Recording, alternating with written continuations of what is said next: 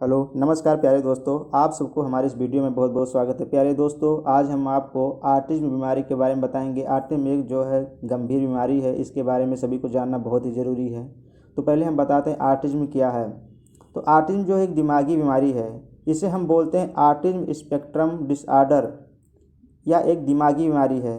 इसमें मरीज ना तो अपनी बात ठीक से कह पाता है और ना ही दूसरों की बात समझ पाता है और ना ही उनसे बातचीत कर पाता है। इसलिए इसे हम न्यूरोमेंटल डेवलपमेंट डिसेबिलिटी बोलते हैं। ये आमतौर पर बच्चों में होता है।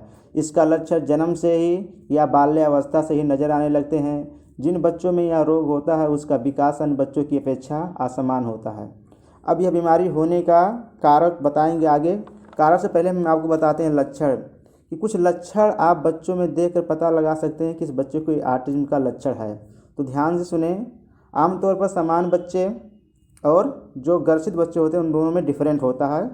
बाल्यावस्था से ही आप फोकस करके देखें तो आप समझ पाएंगे। तो हम आपको बता रहे हैं, देखा गया जो नॉर्मल बच्चे होते हैं वो माँ का चेहरा देखते ही और उसके हाव भाव को समझने की कोशिश करते हैं, मुस्कुराते हैं। लेकिन जिन बच्चों को ऑटिज्म होता है वो नज़र छिपाते हैं, नज़र नहीं मिलाते हैं, नज़र मिलाने से कतराते हैं।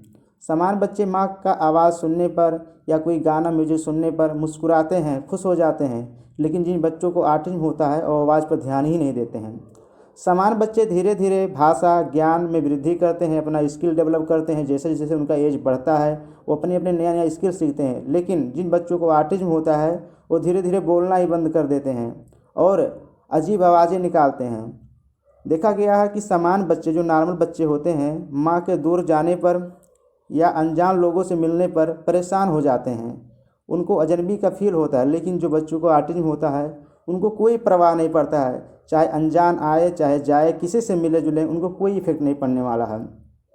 देखा गया है कि समान बच्चे अपने मोहल्ला वाले करीब लोगों को पहचान जाते हैं, जब भी वो उनसे मिलते हैं तो मुस्कुराते हैं। लेकिन जिन बच्चों को ऑटिज्म होता है उनको फोर्स किया जाता है कि मिलो, कोशिश करो, बात करो, तब भी वो मिलने से कतराते हैं, मिलना नहीं चाहते हैं। उनकी अपनी दुनिया अलग रहती है, वो अलग दुनिया में खोए रहते हैं। जिन बच्चों को ऑटिज्म होता है वो एक ही काम में उलझे रहते हैं। अगर उनको कोई काम दे दिया जाए तो सारा दिन उसी काम में वो व्यतीत कर देते हैं, गुजार देते हैं। अजीब हरकतें करते हैं, वो बार बार अपनी हाथ हिलाते हैं। और जिन बच्चों को ऑटिज्म होता है वो खिलौना नहीं खेलते हैं बल्कि उन्हें चाटते या सूंघते हैं, जबकि नॉर्मल बच्चे खिलौना खेलते हैं। अब देखा गया जिन बच्चों को ऑटिज्म होता है अगर उन दूसरे तक जाते हैं तो हाथ के सहारे चल करके, हाथ मतलब जैसे आप जानवर देखते हो एनिमल चार पैर से चारों तरीके से चलते हैं हाथ पंजा रख करके, ऐसे जिन बच्चों को ऑटिज्म होता है वो अपने हाथ के बल चल करके दूसरे व्यक्ति तक पहुंचते हैं। ऑटिज्म वाले बच्चे एक ही बात बार बार बोलते हैं, बार बार रिपीट करते हैं, बड़बड़ाते हैं, आँख से आँख नहीं मिलाते हैं, अकेला रहना पसंद करते हैं, बेचैन रहते हैं, तोड़ फोड़ करते हैं, खुद को चोट पहुंचाते हैं, जैसे खुद को काट लेना, खुद को मार लेना, ये सब इनमें की लक्षण होता है।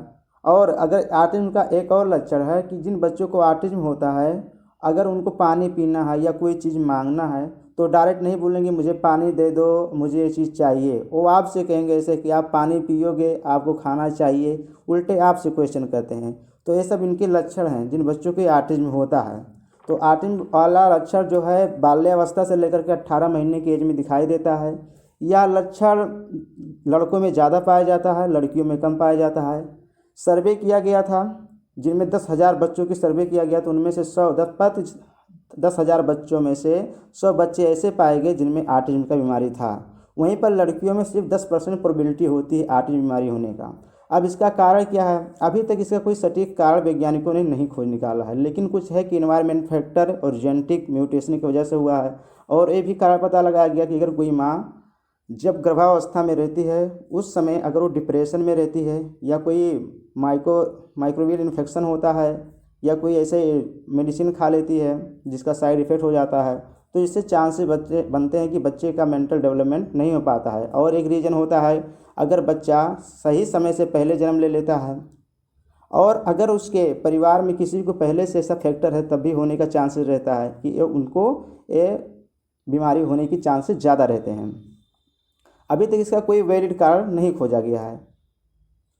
अब इसका ट्रीटमेंट कैसे किया जाता है? अभी तक इसका कोई ट्रीटमेंट भी सटीक नहीं है, लेकिन कुछ थेरेपी के सहारे हम कुछ हद तक निजात पा सकते हैं। जैसे बिहेवियर एंड कम्युनिकेशन थेरेपी करवाते हैं इसमें बच्चों को सिखाया जाता है कि कैसे लोगों से बात करनी है, कैसे खुद को सोशल सेटिंग में रखना है, दूसरों लोगों से कैसे बात करना है, कैसे व्यवहार करना है। स्पीच थेरेपी कराते हैं, उसमें बोलने की तरीक़ा के बारे में बताते हैं। डेवलपमेंट न्यूरोलॉजिस्ट से मिलते हैं, जिनका न्यूरोलॉजिस्ट होते हैं वो ब्रेन के बारे में थोड़ा उनसे कम्युनिकेट करके उनको स्कूल को डेवलप करते हैं। ऑक्यूपेशन थेरेपी होती है। यही सब कुछ ट्रीटमेंट होते हैं जिसके सहारे हम कुछ हद तक अर्ली स्टेज में ट्रीटमेंट करा करके सुधार कर सकते हैं। अभी तक इसका कोई सटीक दवा नहीं बना है।